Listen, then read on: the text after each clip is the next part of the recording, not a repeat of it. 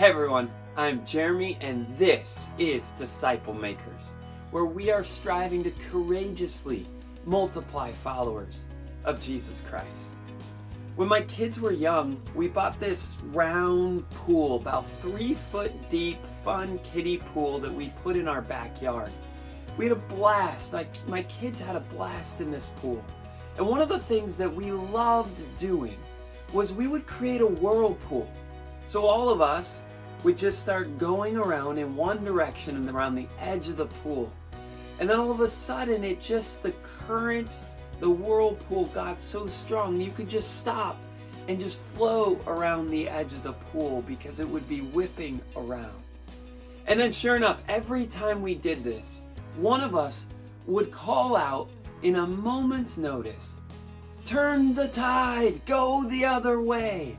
And so we, in the midst of the whirlpool, would be going around, we would stop and try to fight against the current going the other way.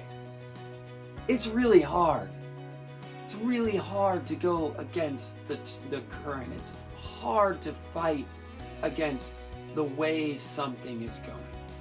And for us, our word for the day here at Disciple Makers is courageous.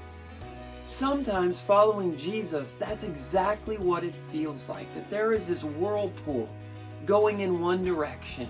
Whether that's society, culture, the world, it's going in this way.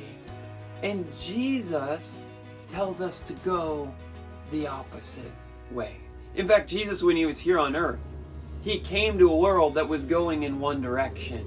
And constantly, throughout the Gospels, he is telling them another way, a different way, a better way. But that way goes against the tide. And so for us, it takes courage. It's hard to go in the other direction. Sometimes it feels like we're just constantly fighting an uphill battle.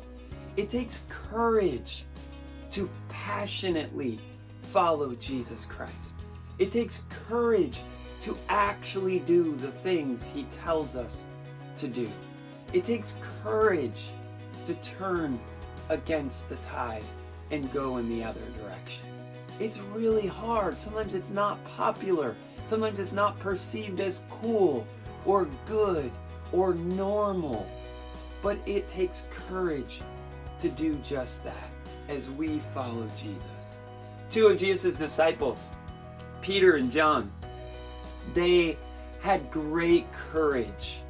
As Jesus died, Jesus rose again. Jesus implored his disciples to go and make disciples. And so Peter and John went on this courageous mission to make disciples.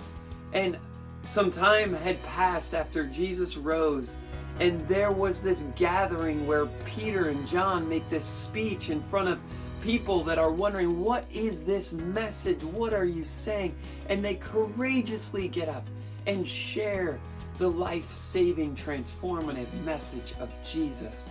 And it says, when those who listened to them heard them say what they said, it says those people standing there, it says they saw the courage of Peter and John and realized they were unschooled, ordinary men. They were astonished and they took note that these men had been with Jesus. So often I hear from people, and sometimes I think of this myself, that I'm not prepared to make disciples. I don't have the capabilities. I don't have the instruction. I don't know the Bible well enough. I don't have the tools, the resources. I've not been trained. I've not been instructed. And sometimes we just wait for that moment to arrive where we say, okay, now we can do it. And then we go and make disciples. But if all we ever do is wait for that moment's probably never going to arrive. I would encourage all of us today that what we really need is courage. What we really need is to be able to go against the tide and say, I'm actually going to do these things that Jesus wants me to do as I am following him.